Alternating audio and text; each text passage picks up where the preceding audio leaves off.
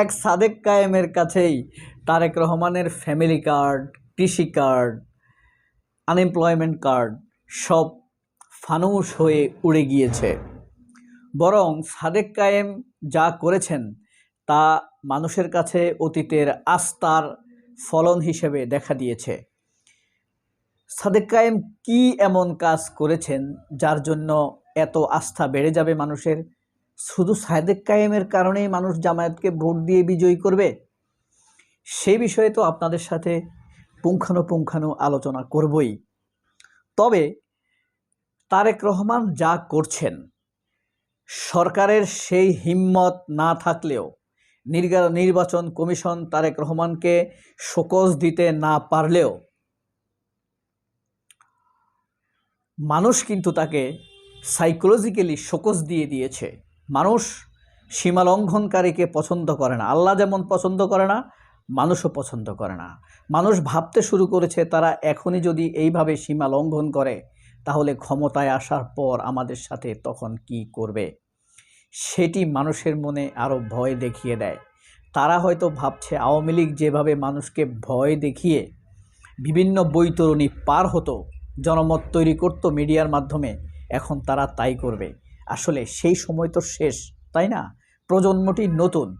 তারেক রহমান যদি ভেবে থাকেন 2004 সাল 8 সাল মানুষ যেভাবে তাকে ভালোবাসত, তাহলে তিনি সেভাবেই থাকতেন, তরুণদেরকে বুঝতেন। কিন্তু সেটি না করে তিনি সেই কার পরামর্শে নাকি নিজের বুদ্ধিতে সেই আওয়ামী লীগের পথে আসছেন। এই যে বেগম খালেদা জিয়ার রুহের মাগফিরাত কামনা করে কুলখানি অনুষ্ঠিত হলো, সেখানে তারেক রহমানের প্রচুর সভ্যতা, ভব্যতা, ভদ্রতা দেখিয়েছেন এবং তিনি যে পারিবারিকভাবে অত্যন্ত ভদ্র সেটাও প্রমাণ করেছেন। কিন্তু রাজনৈতিকভাবে তিনি যে অশ্রদ্ধাশীল আইনের প্রতি, সেটিও তিনি প্রমাণ করেছেন। সেটি কি? সেটি হলো নির্বাচনের জন্য তিনি প্রচারণা চালিয়েছেন শোক দিবসে। শোক দিবসে তিনি ভোট চেয়েছেন, শোক দিবসে তিনি কৃষি কার্ড দেখিয়েছেন, ফ্যামিলি কার্ড দেখিয়েছেন, নির্বাচনের নানান রকম প্রতিশ্রুতি দিয়েছেন, চাকরির কথা বলেছেন। শেখ হাসিনার 10 কেজি চালের কথা বলছে না মতিয়া চৌধুরীর সাথে। কিন্তু দেখেন, এগুলা সব ফানুস হয়ে উড়ে গেছে এক সাদেক কায়েমের কাছে। সাদেক কায়েম ঢাকা ইউনিভার্সিটির ভিপি নির্বাচিত হয়েছে, এটা কিচ্ছু না বিএনপির মতে, এটা ব্যাপারই না। এটা হইতে পারে একটা ছাত্র সংসদের কয়েকজন ছাত্রের নির্বাচিত প্রতিনিধি, এটা কোনো ব্যাপারে না। এক সময় এমন ছিল না, ইউনুস কে, কোথায় থেকে এসেছে, আপনি কে, আপনি অনির্বাচিত, এরকম বলতো না ফখরুলরা? তার আগে আরও তিরস্কার করে কথা বলতো না শেখ হাসিনা? সুদখোর, শয়তান, এসব বলে কথা বলতো না? কিন্তু এখন ইউনুস কে? শেখ সাদেক কায়েমও সেটা। সাদেক কায়েম ভিপি হওয়ার আগে এবং পরে স্পষ্ট করে বলেছেন তিনি ডাকসুর ছাত্রদেরকে নিয়ে কি করবেন, কি ধরনের গবেষণা কার্যক্রম চালাবেন, ছাত্রদের জন্য পরিবেশকে কিভাবে সুন্দর করে তুলবেন, কিভাবে ডাকসুকে নারীদের জন্য নিরাপদ রাখবেন, নেশামুক্ত করবেন ক্যাম্পাস, ডাকসুর এলাকায় প্রতিবন্ধীদের জন্য কিভাবে তিনি কর্মসংস্থান করবেন, সেই সকল কাজ কিন্তু তিনি দেখিয়ে দিয়েছেন। এবং তিনি দেখিয়েছেন ছাত্ররা তো সন্তুষ্টই তার উপরে। তাছাড়াও তিনি আরও বলেছেন আমি তার চেয়ে 5 গুণ বেশি কাজ করার চেষ্টা করব। ইতিমধ্যে 2850 কোটি টাকার বাজেট স্যাংশন করেছেন উইদাউট গভর্নমেন্ট। সেই কাজ অচিরেই শুরু হবে। তাহলে আস্থাটা কোন লেভেলে, বুঝতে পারছেন? তার উপরে এই যে সামিট করলো এই জামায়াত ইসলাম, মানে পলিসি সামিট বা গ্লোবাল সামিটও বলতে পারেন, পলিসি সামিটের যারা ডেলিগেট পার্টিসিপেটররা দেখেছেন? তবে ভাই, পলিসি সামিটে আমি ভাবছিলাম মোনামি ম্যাডামরে ইনভাইট করবে, শহীদুজ্জামান, প্রফেসর শহীদুজ্জামান, যাই হোক করে নাই। ইন্টেলের ইঞ্জিনিয়ার আসছে, গুগলের ইঞ্জিনিয়াররা এখানে এসে হাজির হয়েছে। ভাবতে পারেন জামায়াতের লোক এসব জায়গায় কাজ করতো, গুগলে কাজ করতো, ফেসবুকে কাজ করতো। বাট আশ্চর্য ব্যাপার কি জানেন? এটা বলছে আমরা আসল লোকদেরকে আরো পরে আনবো। এখন কথা হলো, এই যে পলিসি সামিট করলো, যারা পলিসি সামিটের ডেলিগেট ছিল তাদের হাতে তারা নিজেরা যেমন ক্যারিয়ারে সমৃদ্ধ, তেমনি তারা এক একজন এমপ্লয়মেন্ট তৈরি করতেও ওস্তাদ। তো এই পলিসি সামিট শুধু বাংলাদেশ না, আজকের আমি বলছি না গতকাল আপনাদেরকে, শুধু বাংলাদেশ না, সারা ওয়ার্ল্ডে এটা নিয়ে নিউজ হয়েছে। ইতিমধ্যে আমার এই নোটিফিকেশানে আল জাজিরার নিউজ এসেছে, এখনও পড়া হয়নি। ওয়াশিংটন পোস্ট এসেছে, ফক্স নিউজেরটা এখনও পাইনি। আমার দরকার ফক্স নিউজটা, ফক্স নিউজ এবং সিএনএন, এই দুইটাকে। সিএনএন দেখবে রাজনৈতিক দৃষ্টিকোণ থেকে, আর ওয়াশিংটন পোস্ট দেখবে নির্মোহ দৃষ্টিকোণ থেকে, আর নিউ ইয়র্ক টাইমস দেখবে সর্বাঙ্গীন রিজিওনাল এশিয়া প্যাসিফিকের অঞ্চলের দৃষ্টিভঙ্গি থেকে।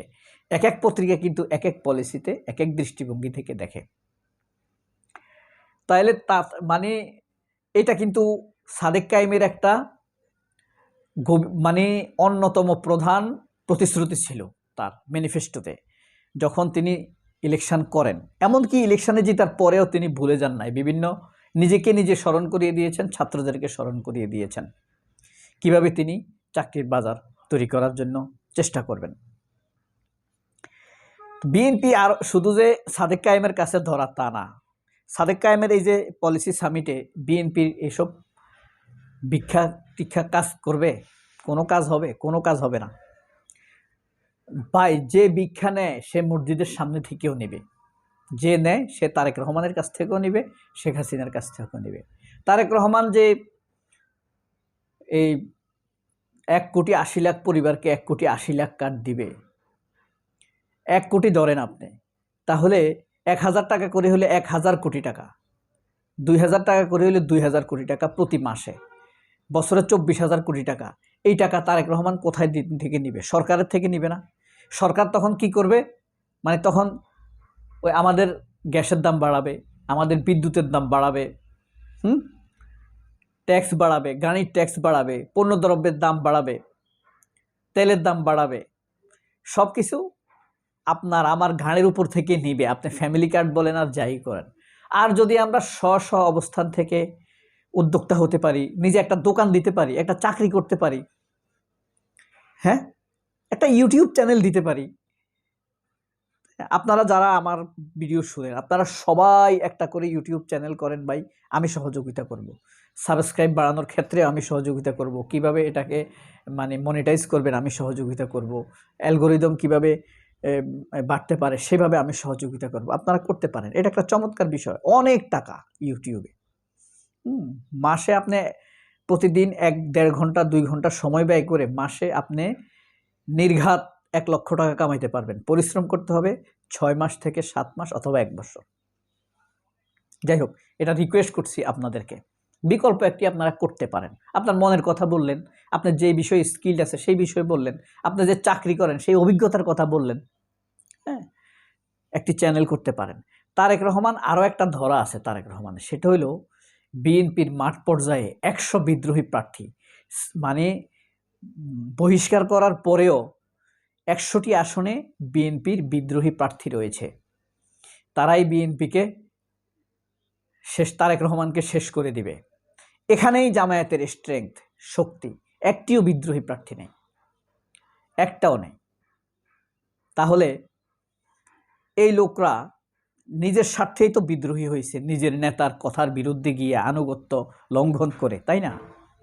সেই লোকরা আমাদের জন্য ভবিষ্যতে কি করবে? কিছু করতে পারবে? কিছু করতে পারবে না। অনেক ভালো থাকবেন। আল্লাহ হাফেজ। সালাম আলাইকুম।